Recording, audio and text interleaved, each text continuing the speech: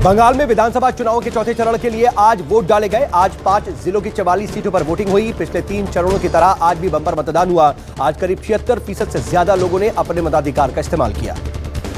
मतदान के दौरान कूच बिहार में जमकर के हिंसा हुई।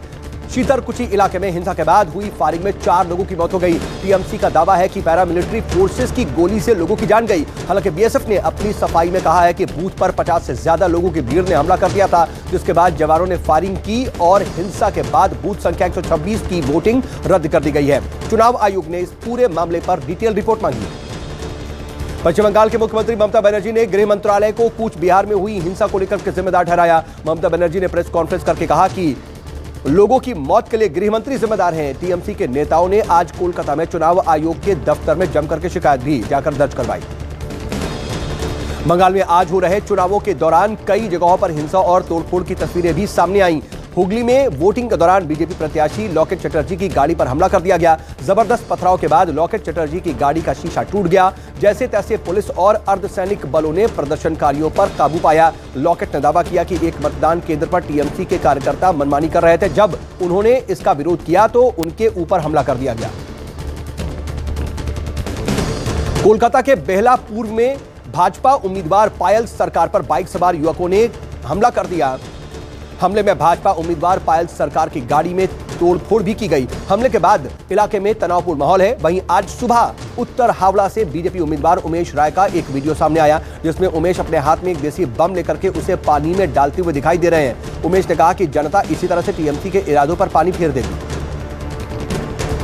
प्रधानमंत्री नरेंद्र मोदी ने भी आज बंगाल में 2 चुनावी रैलियां की। मोदी ने कृष्णानगर और सिलीगुड़ी की रैलियों को संबोधित किया। मोदी ने सिलीगुड़ी के कूच बिहार हिंसा की वहां पर जिक्र किया और ममता बनर्जी को निशाने पर लिया। मोदी ने कहा कि हार के डर से टीएमसी अब हिंसा पर उतर आई है। वहीं कृष्णानगर में पीएम मोदी ने दावा किया कि बंगाल में असल परिवर्तन की लहर चल रही है और 2 मई को ममता सरकार की हार तय है।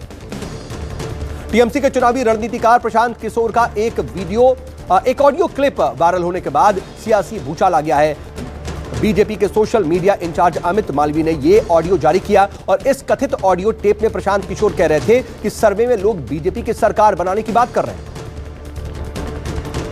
कृषि कानूनों के खिलाफ किसानों ने आज कुंडली मानेसर पलवल एक्सप्रेस वे को जाम कर दिया। किसानों ने 24 घंटे के लिए एक्सप्रेस वे को जाम किया हुआ है, जो कल सुबह 8 बजे तक के लिए चलेगा। आज दिन भर केएमपी टोल पर किसानों का भारी जमावड़ा रहा।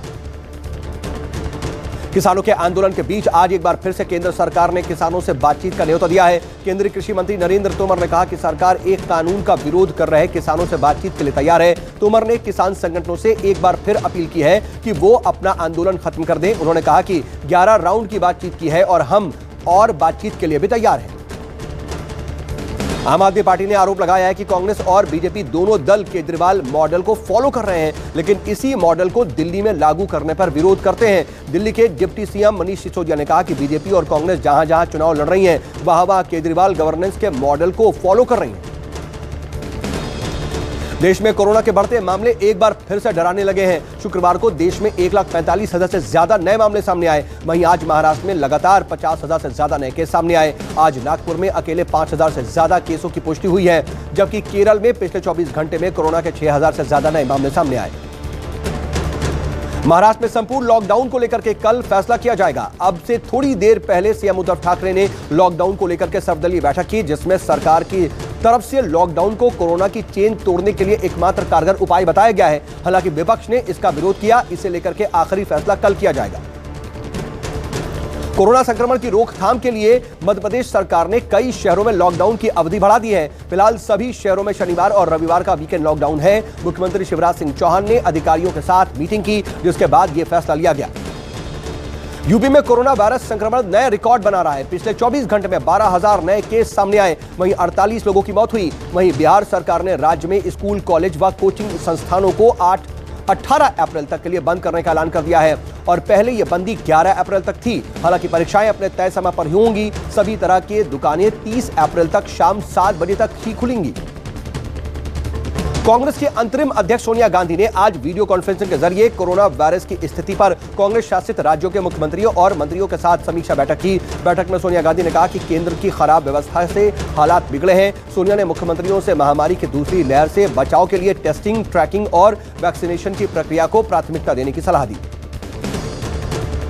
जम्मू कश्मीर के बिजबेहड़ा में आतंकियों और सुरक्षा बलों के बीच मुठभेड़ हो रही है। सुरक्षा बलों ने इलाके को घेर रखा है। माना जा रहा है कि 2 आतंकवादियों को घेर लिया गया है। वहीं लश्कर के 6 मददगारों को गिरफ्तार किया गया है। पुलिस ने सोपोर इलाके में इन संदिग्धों को गिरफ्तार किया।